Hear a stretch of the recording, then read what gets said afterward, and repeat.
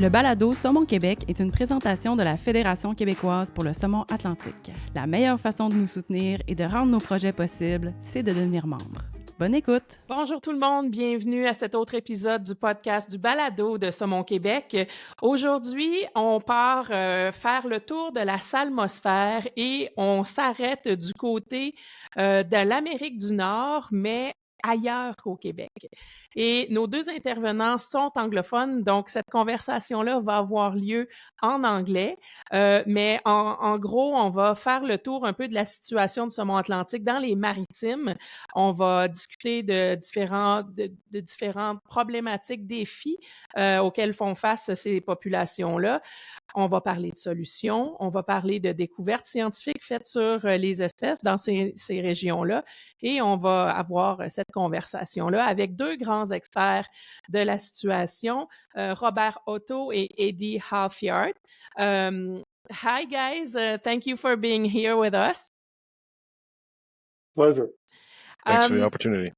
That's thank you very much for being here. I think we're going to have a great conversation. Just as a matter of introduction, since 2023, salmon returns to southern Quebec have declined significantly, raising both environmental and economic concerns. And through this episode, we want to see if the trend is similar in the Maritimes with you guys. And it's likely that these territories face different challenges, and well, you'll tell me, whether due to climate change, local industries, or other ecological factors. And in addition, various solutions are being considered or implemented to improve the state of salmon populations, such as habitat protection, stricter regulation or river rehabilitation programs, and we'll be discussing the state of the salmon, the approaches being taken, and the challenges to overcome and ensure a sustainable future for Atlantic salmon, and the discoveries that are being made about salmon population in these regions, if any. Thank you for being here. Robert is the Chief Operating Officer at the Atlantic Salmon Federation, the ASF, and he's received a bachelor's degree from the Acadia University and a Master's of Science degree from the University of New Brunswick.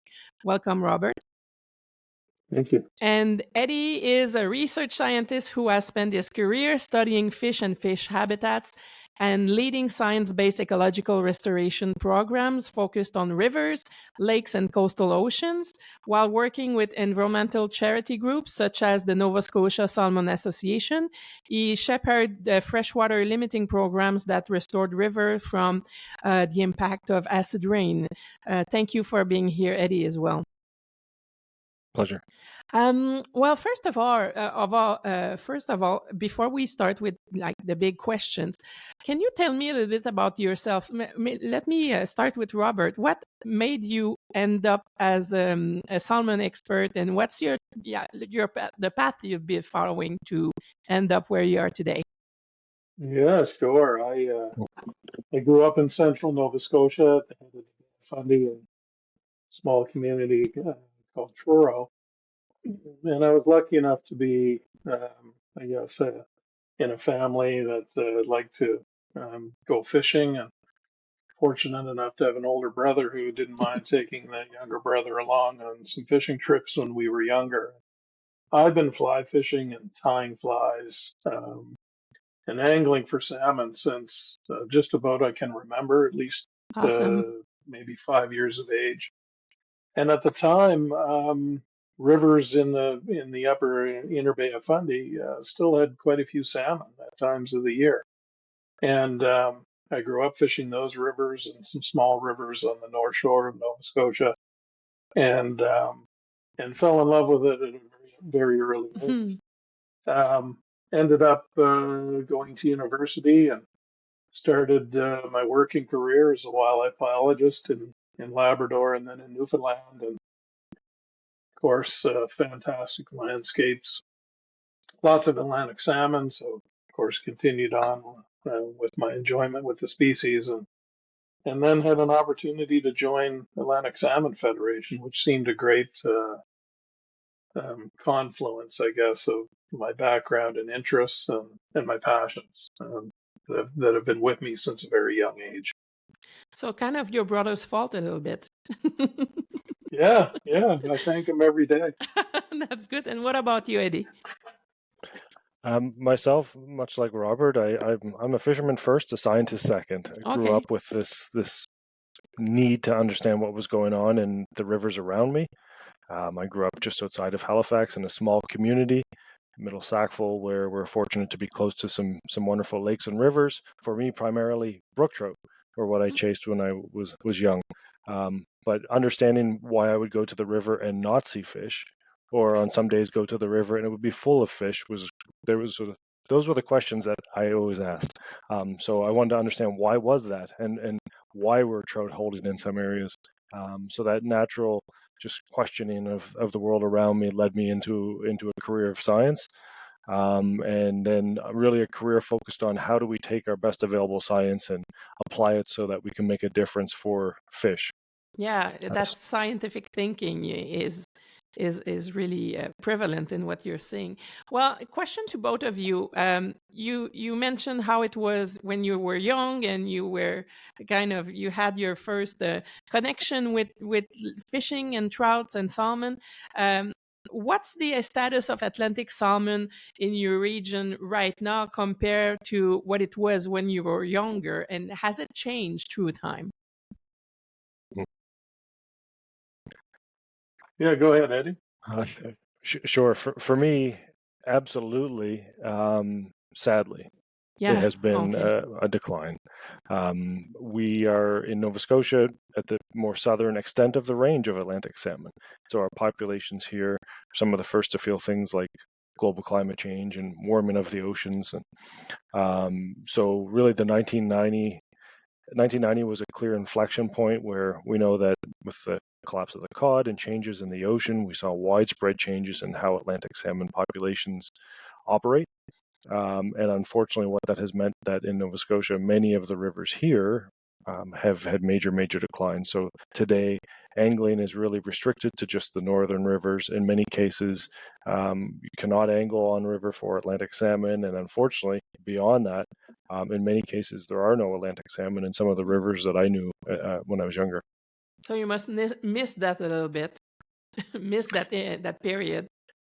Yeah, it's a strange feeling. It's not just missing it for my own personal reasons, but I think many of us, I'm sure Robert and I know many of the folks at the Atlantic Salmon Federation, the Nova Scotia Salmon Association, where much of my history is. It's more than just a relationship that's based on catching them. There's something bigger than that, and they represent something wild here in Canada, and so that's the part that I miss most about seeing that locally and thinking that I have to travel several hours to find salmon in any numbers. It's disheartening. Yeah. And Robert, do you see the same kind of evidence in your personal life and at the with all the knowledge that you have at the Atlantic Salmon Federation?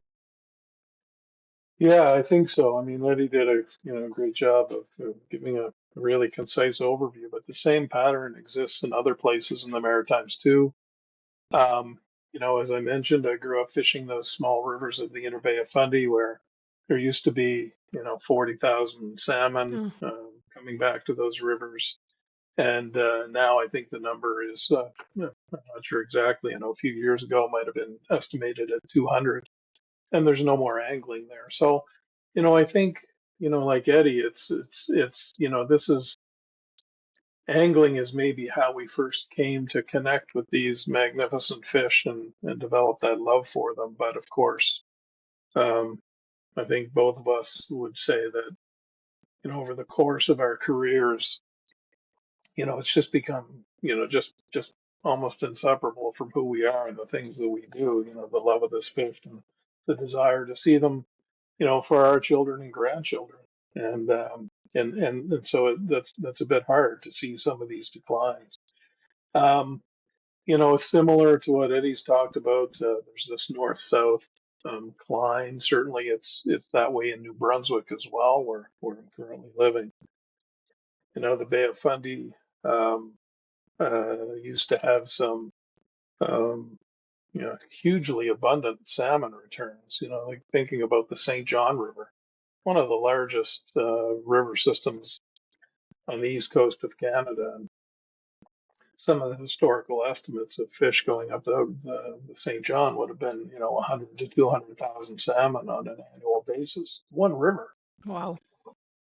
And now we're down to, 1 or 2,000. I think a few years ago there was maybe approaching 3,000 salmon went up the river, and it was called the Big Year.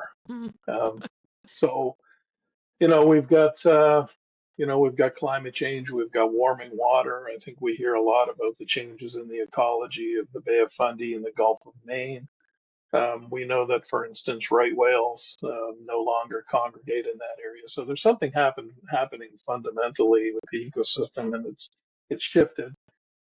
But there's also a long history, of course, of human impacts and dams and other industries which impact wild salmon. Thankfully, some of the more northerly rivers are still holding their own, and certainly the Restigouche River still is a very healthy run, and of course is right next door to Gaspé, Quebec, where the populations are still healthy. There's concerns about the abundance of the populations there. But yeah, we need to, climate change is coming. And we need to be thinking sort of more broadly and I think at a bigger scale if we want to effectively adjust to the challenges that are going to be in front of us here. Yeah, and I think the challenges are diverse as well. What would you like? You talked about climate change, but there's also pollution, the diseases, the parasites, the habitat disturbance. It's probably a mixed match of everything. But what do you think would be the main cause of what we see in declining as Atlantic salmon populations? Yeah, well, I think we've got different mechanisms happening at different scales. We've got some very large scale issues happening, like with climate change, and we can talk about that and the sorts of things that we might do to adjust to it, let alone change it. But I think there's impacts that are a little bit different sometimes on individual rivers and also at different sort of at a regional level. I think certainly in southern New Brunswick, I think we've certainly warming water and changes in the ecosystem. I think we've got some industrial impacts. Certainly southern New Brunswick has a high density of Atlantic salmon aquaculture operations, which we know are a threat to wild salmon populations in Canada and elsewhere. Where we have salmon farming, we've got problems with our wild salmon abundances. Mm-hmm. In other areas, we've got some habitat issues, whether they be warming water or water that warms up in fresh water at certain times of the year. The productivity of those systems and the changes in the hydrology, so sometimes a lot of water, sometimes very low flows. All of these, I think, are examples of impacts that I guess can conspire with one another Mm-hmm. to really make it a tough world for Atlantic salmon to thrive. Yeah, definitely. Eddie, do you think like what would be your main beast to fight in terms of trying to explain why populations are declining? Mm-hmm. This in itself is one of the more challenging things about being in salmon conservation and certainly being a salmon scientist is that there is no single thing that we can point our finger at and say that is what's going on. Sort of stepping back and thinking about the big picture of Atlantic salmon, they're an incredible species where there's a huge amount of diversity in how they live their lives. They can spend 1 to 7 years in freshwater. They can go out to the ocean and spend 1 to 3 years before coming back to spawn the first time and spawn multiple times. And sometimes they never go to the ocean and they'll mature as a small juvenile, precocious par we call them, and contribute to the population. And there's just such diversity in how they go about their lives. that it makes it a natural built-in fail-safe for them, but also difficult for us to understand what's going on and where there's these major points of threats. For me, I distill it down. We have freshwater and the marine phase. That's the single biggest way that we can start to get into to subdivide some of the threats. Just before I started my career, a gentleman named David Cairns had a really interesting research paper, and back in 2001 they identified 62 hypotheses of why salmon were declining. Okay. And so that's an official DFO report, identifying 62 known hypotheses, and I can tell you that number's grown since, and very few of them have been taken off of the list of potential causes. And so it makes it difficult to really say that is what's going on. But in broad strokes, what I would say is, when we think about the freshwater and marine phase, in freshwater, really what we want are highly productive freshwater ecosystems. So for every 100 eggs that are deposited in that river, for every 100 adults that come back, how many smolts or juveniles leaving that system and going back to the ocean does that river produce? Productivity, much the same way that a farmer wants their field to be productive. Mm-hmm. On the flip side, of the juveniles going out to the ocean, there's marine survival. How many of them come back to return and spawn and contribute to those eggs? So when we think about it that way, for a long time, humans have done some really nasty things to freshwater. We've abused our rivers big time, and whether it is how we operate within the landscape or making it impossible for migratory fish like salmon to get to where they need to go, disconnecting watersheds, polluting the water, warming the water. All of these things have resulted in a decline in productivity, meaning that we just get fewer juveniles produced per 100 eggs. For a long time, prior to 1990, things were also very good in the ocean, where that the number of adults that would come back to any given river was quite high. And so it could sustain that negative impact, that reduced productivity in freshwater, and populations would persist because things were so good in the ocean. When it really hit home was when that changed, and all of a sudden this highly productive marine environment was gone. That's when the freshwater damage that we have done really came to light. And so as Robert says, there's a number of issues, and it really depends on the river. Some rivers have dams, some rivers have poor land use, some have industrial pollution, some have aquaculture in the mouth of the estuary. There are a number of reasons why populations decline, but there are those overarching themes. Yeah, and I think the good thing is that with so many hypotheses that are still valid and growing, there's lots of work for future scientists to still have like good topics for their master's thesis or PhDs. Yeah. That's true, although it wouldn't hurt my feelings if all of a sudden we had to look for new species to study because Atlantic salmon were doing great. Well, that would be a good option as well.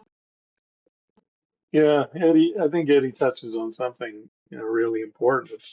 It's not just that we have that cold, clean water, that welcoming place for salmon to come back to, but they need to be able to get there. Mm-hmm. And when you think about the abuse that, humans have heaped on Atlantic salmon over the course of 100 or 200 years, across much of their historic range in North America, it's actually quite astounding that they still manage to hold on at some very low numbers. And, for instance, in the state of Maine, in certain places, I think what it tells us and what we should think about is that wild Atlantic salmon are incredibly resilient, and they are going to do their part.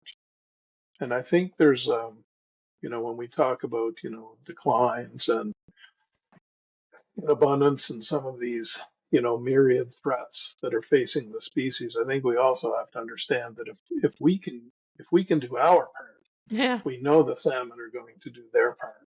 And so there is hope. And we have had examples where, when you give wild Atlantic salmon half a chance, they break through that door and they come back. And they come back and they can increase their numbers. So that's what keeps me going. I think every day gets me up in the morning, and why I get excited to come in and do the work. Yeah. Well, you mentioned a little bit what like that big mystery box of what's happening when they go at sea, which seems to be a new challenge.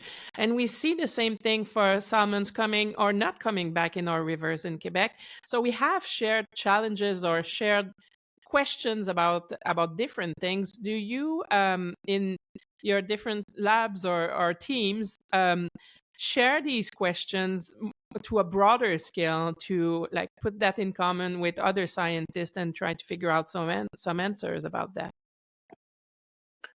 Yeah, I mean, I'll jump in, Eddie, just quickly, and you know, I think the Atlantic salmon, um, the conservation community is, there's lots of us, but we're all pretty well connected. Mm-hmm. There's a few sort of clearing houses of information. There's something called the Atlantic Salmon Research Joint Venture, which DFO put together some years ago, which is, has grown over the years, and I think there's 30 or 35 organizations officially represented there. And across Atlantic Canada, Quebec, and even the state of Maine has some representation there. So it keeps us all in the loop. I think, speaking at least for my own organization as well, we are a federation. We've got a core staff that work for ASF, but we're also made up of provincial councils in Atlantic Canada, Quebec, and then also in the state of Maine. And those councils are then made up of 100 plus local conservation watershed organizations. So, through our channels, I think we're able to share information. I think we can always do a better job of, being perhaps a little more quick or a little more effective. But we have those channels, and I think the community is doing I think we're recognizing we need to do a better job working at sort of larger Mm-hmm. scales with some of the broader scale uh, threats that we see with Atlantic salmon. Yeah, absolutely. There's a joke amongst salmon scientists that salmon literature is written faster than you can read it. And that's true in many ways. We've been studying salmon for a long time, and there's a huge amount of literature. And the science advances. Staying up on it is a difficult task. But one of the best things we can do as we try to apply that science, as we learn that science, is to share it so that everyone has a common understanding and we don't repeat other people's efforts. Really, really trying to get the most out of the limited resources we have for Atlantic salmon. But I agree with Robert. I think we're doing a much better job now than even in the recent past of trying to come together and be collaborative and stretch our conservation dollars as far as they will go, Mm-hmm. stretch our capacity around salmon science and knowledge as far as it will go. And also a much better job of trying to understand different viewpoints and different types of knowledge, including traditional knowledge on how Atlantic salmon, what gives Atlantic salmon the best opportunity for a successful future. So I think we're doing a better job. There's still work to do, but that's one thing that's easily within our reach that we can do to improve how we operate. Yeah, I understand. Yeah, I think Oh yeah, go ahead, Robert. again, if I might, yeah, just one thing that is a focus of ASF, and we talk a lot with a lot of our project partners is, for many years there were conservation programs that happened, and people would struggle to get, as Eddie said, there's only so many conservation dollars out there, and people would get money to do a project, and they would do a project, and one thing um, that was not as high a priority was measuring the impact or the effects of that work, and trying to understand why something worked or why something didn't work. And that negative answer can sometimes be even more instructive. Yeah. And Eddie, as a research scientist and all of this, I'm sure appreciates it too. I mean, but with the limited dollars that we do have to put towards all the issues with Atlantic salmon, we owe it to the salmon, and we owe it to each other really to learn as much as we can from every one of those projects. And Eddie hit the nail on the head. let's not continue to make the same Mm-hmm. kinds of not mistakes, but let's not try and do things that are let's always try and arrive at a place where we're doing the things that are most productive and most beneficial for salmon, because we don't have a lot of time to waste or money to waste. Nor the luxury to do without certain types of knowledge, like the traditional indigenous knowledge you mentioned. I agree. Like we don't have much time, so we need to be as efficient as possible. Talking about that, we know we share really similar ecological challenges, probably economic challenges as well. But I would like to hear you on, like, what are the main social and economic challenges that the salmon population in your province or in your regions are facing? Are they all the same with your other colleagues in other regions? And let's address the elephant in the room as well. You mentioned it a little bit with Maine, but how has your work been affected by the current political context in the US? Has it changed something to you, to your work? Is it affecting these challenges in terms of social or economics? I can lead this one off. I probably can't speak to the U.S. as well. Certainly have lots of colleagues and friends in the Samo sphere, but maybe Robert's better able to address that. But for me, there's a few things that are really challenging right now. We started off this conversation around what was our experience when we were young. How do we first connect with Atlantic salmon? As we lose Atlantic salmon populations, that's something that we lose, is that social connection to salmon, because they're not there in the river for young people to see. They're not there for families to just be aware of, or for anglers to come in and spend money in communities around fishing for Atlantic salmon. It's been taken out of the social fabric that it was built around.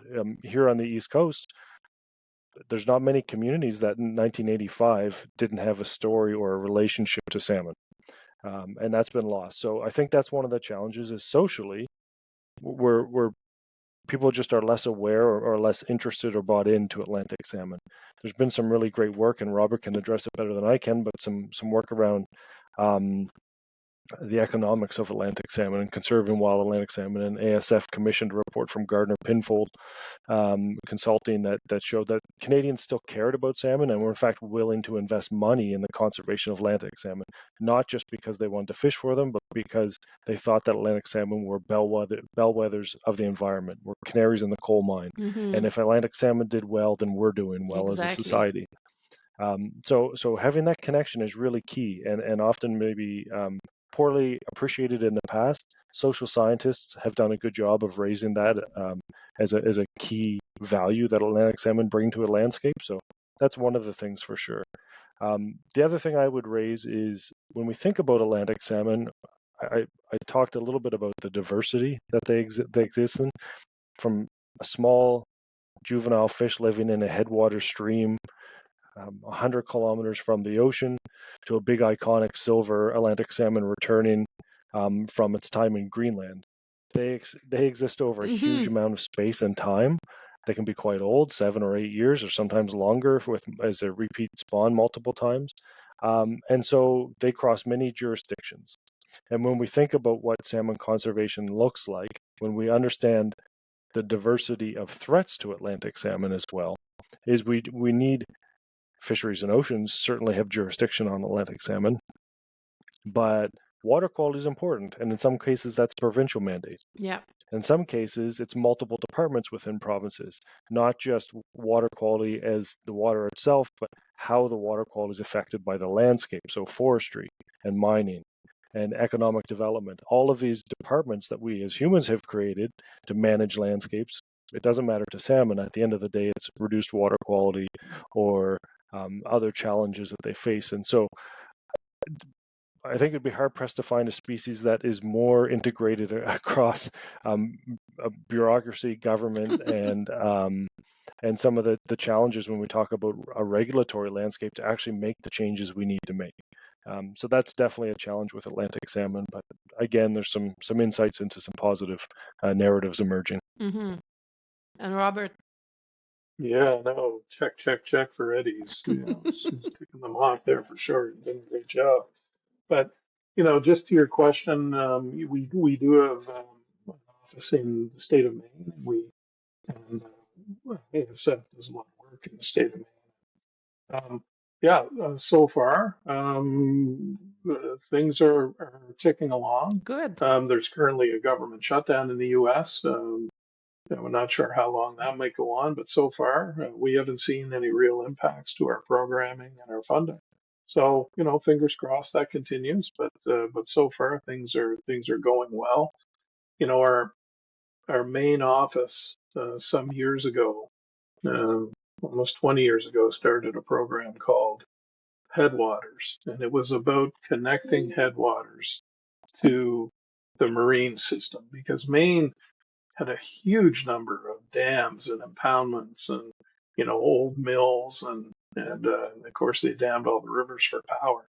And so our main office has done an amazing job over the couple of decades, reconnecting headwater streams with the marine system. And one of the largest programs was on the Penobscot River, which runs right through Bangor, Maine, and was the removal of two hydro dams and a nature bypass around a third, which opened up large distances of that Penobscot River to wild Atlantic salmon.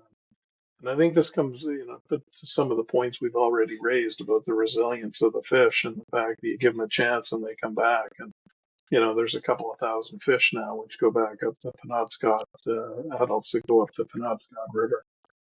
To Eddie's point about, losing connections with salmon, and I'll put in a plug that, I think we're at the point with wild Atlantic salmon, certainly in Canada and probably in the North Atlantic, that, everybody who wants to have Atlantic salmon in our rivers, we need to work together, regardless of how we connect with salmon. We connect with them through electrofishing and tagging a fish, or if we connect with them through angling, or if we connect with them through a food source. We all want salmon in our rivers. We all want abundant and resilient populations. And I think we need to work together. And I think that the salmon conservation community is, in my opinion, really moving in that direction. But when we start to lose the connection with salmon, we start to lose that, that pool of volunteers. That it's the I would say, from an ASF perspective, that a huge amount of the support that we get is from private individuals and through our membership. And if people don't have the opportunity to develop that as part of who they are, to connect with salmon and to enjoy to go out for whether it's angling or whether they just like to see salmon in a river, the chances to do that are becoming less and less. And I really fear for the future about what that means. In a lot of ways, this is something that I think for instance, the hunting community has been talking about for maybe a little bit longer than the angling community, but it's the same issue. Mm-hmm. And that is, where are all those future supporters and donors and volunteers going to come from when salmon numbers get less and less? And this is actually one of the arguments that comes up occasionally where we have very low numbers of salmon in some rivers. And one of the reactions from the regulators is to close fisheries down entirely, like has happened in places on the Bay of Fundy. And I think there's an argument to be made that in the big picture of conservation, that might not be the best.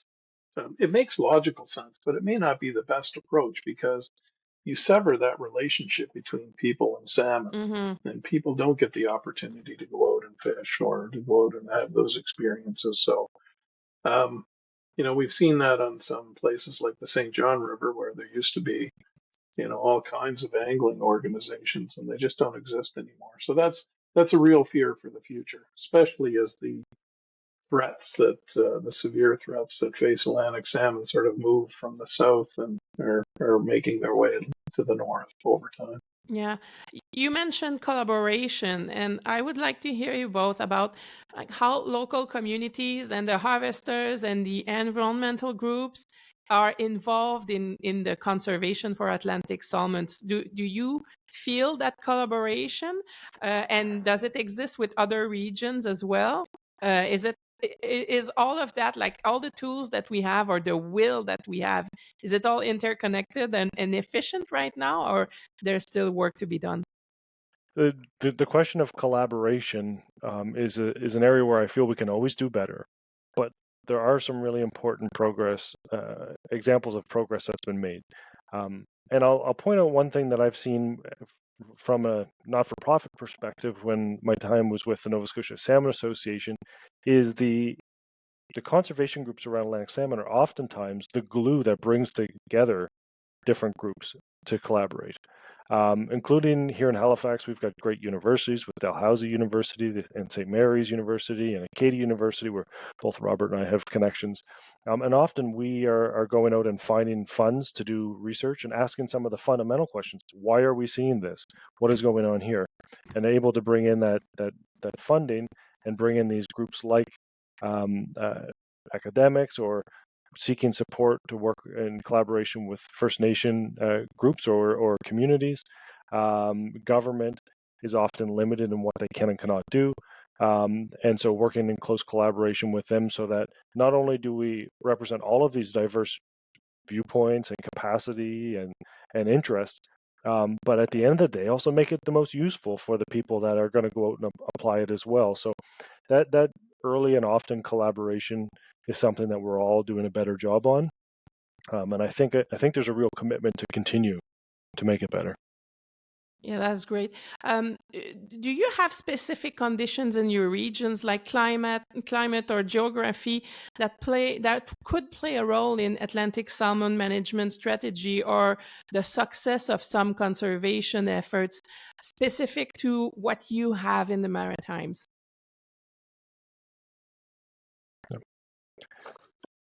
Okay. Yeah, sure. I'll start with that one. The Maritimes are very diverse, and we have very rich agricultural land to very rugged coastal, granite-dominated landscapes, to the beautiful Margaree Valley, which is just incredible. And that's all just here in Nova Scotia. Over in New Brunswick, we have the humongous rivers of not only the St. John, but the Miramichi and the Restigouche. And then get over to Newfoundland and Labrador and the diversity that's there. And so there's a lot going on. There's a lot of threats that are being addressed and different restoration techniques being applied. One that certainly my career has focused on, both when I was working with not-for-profits focused on Atlantic salmon, and now my current work on the crossover between salmon and climate change, is acid rain. And so really it's pollution that has come from the burning of fossil fuels and come down through rain and snow and impacted soils and ultimately trees and then water quality. And when we think about the concept of freshwater productivity, what that does is it artificially caps it.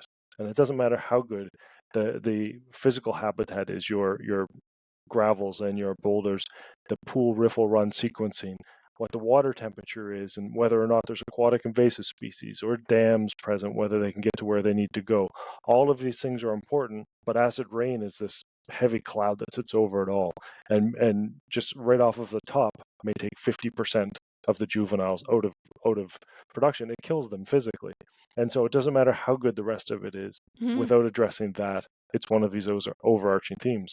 What we understood about acid rain has come from what we've learned in collaboration with folks in Norway and Sweden. And there they had similar problems and have spent a huge amount of money and time, peer-reviewed science, for more than 40 years have been publishing peer-reviewed science on acid rain work. And we were very fortunate here in Nova Scotia to be able to kickstart our efforts to improve water quality from the impacts of acid rain. And so that's something here where we focused on some of the most egregious or worst cases. But what we've identified is that there are many cases where that only happens sometimes, a real bad storm event, and that the number of rivers impacted by this is probably larger than we ever thought possible. And so that's an interesting one that is specific to here. But when we think about water quality broadly, it's something that I think can be extrapolated to many other regions. Important to understand is the reason that happened is because our water lacks many of the type of dissolved minerals that would come from rocks that in other areas may protect it. But what we know is places like Newfoundland or the North Shore of Quebec, for example, many of those same rocks, that Canadian shield rock, it just doesn't weather and break down. It doesn't give a lot of the same minerals to the water that goes into the rivers. And that is what made it susceptible to acid rain, but it's also what's going to make it susceptible to future acidification associated with climate change. As we continue to pump up CO2 into the atmosphere, that CO2, as it builds in concentration, will actually begin to acidify rivers where there's not that natural limestone and other types of rocks that can bear those minerals like calcium.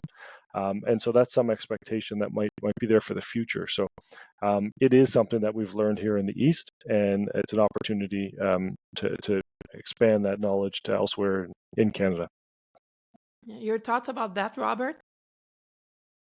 Yeah, I mean, that's a great example. And coming from Nova Scotia originally, those, the acidification of those Atlantic coast rivers goes back to the 1970s, and so it's a great example. I think we've got some other examples elsewhere of these regionally specific threats, and I think it'd be important to mention the Miramichi River in New Brunswick, where historically 120, 150,000 salmon coming up through that massive river system on an annual basis. And Eddie talked earlier about the marine mortality and how our one of the impacts we had in freshwater were sort of covered up by the high level of survival in the marine system. Yeah. And the Miramichi, and along with some other rivers, are the places where the Atlantic Salmon Federation has had some long-term monitoring of salmon smolts. And we've seen the pattern that Eddie did a great job of explaining, where that survival has remained relatively constant over time. There's always a bit of variation in these measures. But we did notice that even though we were putting out a healthy number of smolts, they just weren't returning. And there's something we talk about a lot at the Atlantic Salmon Federation and amongst the conservation community, and that's headwaters to Greenland and back, because that's the scale at which we need to think about the impacts on salmon. And so we want to, I think in some ways we have to think about solutions at those same kind of scales. And so we've extended our tracking programs. We've caught adult salmon at Greenland and affixed them with satellite tags and tried to follow them back to North America on their return trip. And in some ways, we're a little limited by technology and the amount of time that we can follow these fish. But because we had those long-term monitoring sites, that's when we're able to really sort of capture changes that happen over long time frames.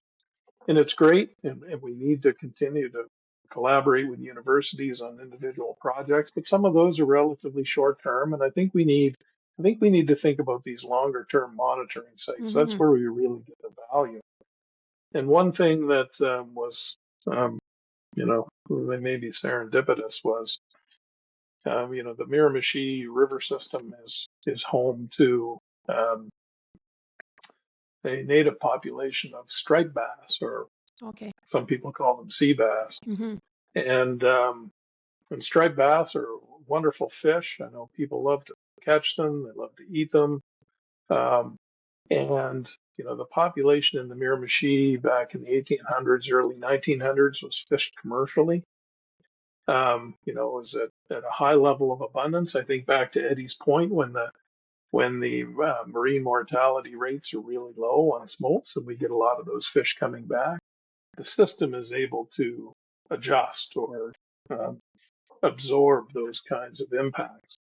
But more recently, in starting around 2015, we saw the population of striped bass in the Miramichi system go from a few thousand individuals upwards of 500,000, 750,000, a million. And it's not hard to look on YouTube and see some just unbelievable videos about the abundance of striped bass there. Unfortunately, the striped bass come into that river system in the springtime and start to get ready to spawn at the same time that the salmon smolts are exiting the river. And so we've seen, a real decline in the survival of smolts going out. And when you couple that with the low marine mortality, the high marine mortality rates, you really get an impact on salmon. We're seeing that in the Miramichi now with the last numbers I saw for 2024 at about 5,000 to 6,000 salmon coming back to that river, when historically it would be 100 or 120,000. So I think we've got a situation there where we've got, climate change is exacerbating these interspecific interactions between fish species. That's really having an impact on salmon. Yeah, definitely.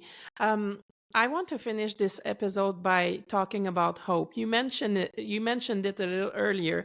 We are dealing with an incredibly resilient species, and I really like the way you described it, but they are able to do their part. So it's up to to us to do our part as well. Do you have any success story or inspiring innovations, initiative, or scientific discoveries that particularly give you hope in your day-to-day work? Go ahead, Eddie. Yeah, that's. I have glimmers of hope throughout many of our projects. I am hopeful when I see here in Nova Scotia. Actually, it's Robert's hometown of Truro, Nova Scotia. On the social side of things, I have hope that people still care. There's a watershed group in Truro, Nova Scotia, called the Cobequid Salmon Association. They were one of the first areas where salmon were lost and their fishery was shut down in the 90s. And still to this day, 30 plus years later, they're a very active watershed conservation group. They still host annual auctions and dinners and still stay engaged with the river, trying to make it better and give whatever salmon may remain the best possible chance. So I definitely have hope when I see a group like that continues to fight for wild fish and the place they live. And that makes me hopeful that there will continue to be people pushing for what's right. Any hope on your side, Robert? Oh, lots. Good. Absolutely. I think that we've come to the realization that everybody just needs to jump in and do their part and more. I think maybe in times past, folks have waited for governments to do things. I think there's a role for government. I think there's, obviously there's going to be funding challenges with the Canadian government in the coming years. I think for things like salmon conservation, but we there is an active community out there. I think what we've realized is that it's the local communities and these groups like Eddie has talked about that are going to be not only the backbone of the conservation action, but they're going to be the ones who establish that local vision for what they want their watersheds to look like, for how they want that watershed and that river to be managed. And I think what we can do is, and I think what we've realized that we can do is we can empower those local groups, and there's lots of them out there, and there's more to come, and more that need to be formed. Give them the tools that they need, give them the support that they need in order to, figure out what it is they need to do for their river, sort of, and not in response. Sometimes even in southern areas, we've got lots of challenges. And so I think some of the issues that they need to work on are pretty clear, but in more northerly areas where um, maybe the populations are in better shape, um, I think there's an opportunity to work on things proactively and to get out in front of climate change. You know, one thing when you talk to conservation organizations in places that have had a really hard time, they'll often say to you, I wish we had known that 10 years ahead, or Mm. I wish we could turn the clock back 20 years and do things a little bit differently. So let's take that experience and let's say to people in places where salmon are still relatively healthy is what are the things you need to do now so that you don't have the problems into the Yeah. future? And you know, sort of this you know, along the adage of an ounce of prevention is worth a pound of cure. And back to the issue around funding, and you know, we don't have the time or the luxury of wasting time or money. So that gives me a lot of hope. I think there's a recognition that it's, you know, those local stewards and local leadership groups that are best positioned not only to determine what it is they want for their local areas, but it becomes theirs. You know, it solidifies that social um, contract, you know, with the local area, and it becomes their plan. They put it together, and they're going to defend it to the very bitter end. And that's the sort of approach that I think we need for Atlantic salmon to set that stage for the future and make sure that we have them for generations to come. Yeah. Well, I think that gives me hope as well, because I just realized that like these salmons, especially in the sea part of their life, they don't know the boundaries that us humans had fixed on the territory. And this hope goes through collaboration, and I feel there's a trend right now of working together. I heard that word quite a lot during our podcast today.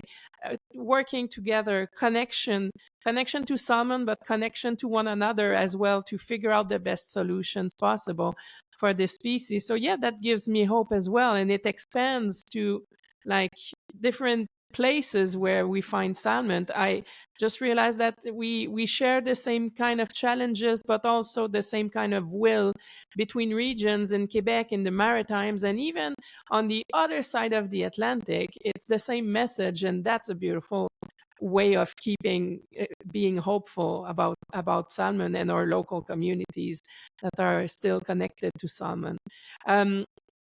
Eddie, Robert, thank you so much for taking the time today to share your experience and your perspective about the conservation of Atlantic salmon in the Maritimes and in Nova Scotia. That was really awesome. And yeah, thanks a lot to taking the time to do that. I'm going to just go back to our listeners en français. On vient de vivre un épisode qui est vraiment, vraiment super intéressant, où la trame de fond, c'est vraiment que peu importe où on se trouve sur le territoire avec le saumon atlantique, là, on parlait à des experts qui sont du côté des Maritimes, surtout en Nouvelle-Écosse, mais on fait face aux mêmes défis, aux mêmes enjeux, et on a cette connexion avec le saumon qui, des fois, remonte jusqu'à notre enfance ou notre première fois où on a été à la pêche, où on a rencontré cette belle espèce. Et puis, ben, si le saumon disparaît, à la base, cette connexion-là qui a fait en sorte que des chercheurs ou des experts comme Robert et Eddie deviennent ces experts-là, mais si on n'a plus les saumons, on n'a plus cette connexion-là. Donc, d'autant plus important de protéger les populations. Mais ce que j'ai entendu tout au long de notre discussion, c'est des mots comme travailler ensemble, collaborer, et une phrase qui est extrêmement inspirante qu'on a partagée, c'est qu'on a affaire ici à une espèce, le saumon atlantique, qui est extrêmement résiliente.